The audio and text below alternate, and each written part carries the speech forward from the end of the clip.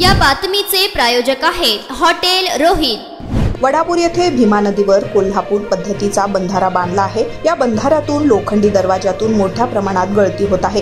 पाण्याचा साठा होत नसल्याने शेतकरी वर्ग सिंचनापासून वंचित राहत आहेत। या बंधाऱ्याच्या गळतीचे प्रमाण रोखण्यासाठी आमदार सुभाष देशमुख यांनी बंधाऱ्याच्या ठिकाणी बॅरेज बांधण्याबाबत शासनास विनंती केली होती।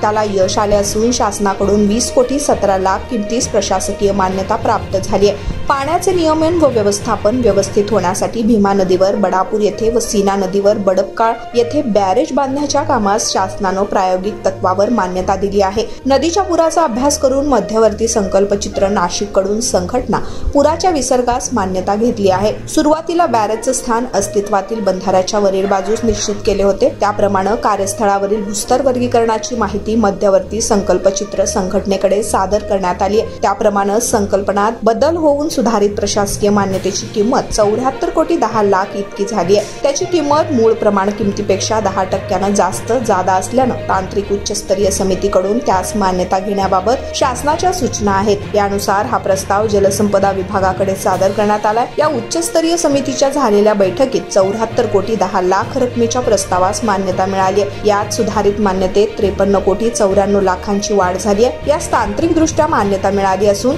बैठकीमध्ये वडापूर येथील पूर अभ्यासाबद्दल सविस्तर अशी चर्चा होऊन बंधाऱ्याच्या ठिकाणी 9344.55 क्युसेक म्हणजेच 3.3 दशलक्ष क्युसेक पुरास मान्यता दिली आहे। यामुळे परिसरातील शेतकऱ्यांमध्ये आनंदाचं वातावरण आहे। नारायण घंटे, Lokpradhan news, Solapur.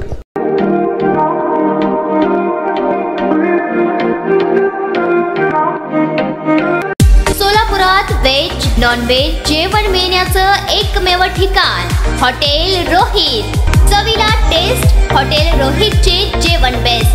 Birthday party, कार्यक्रम, विविध पार्टींचे ऑर्डर्स ही स्वीकारले जातील। ग्राहकांसाठी खास पार्सलची सोय। आमचा पत्ता हॉटेल रोहित, 7 रस्ता अपोजिट कारीगर पेट्रोल पंप, सोलापूर।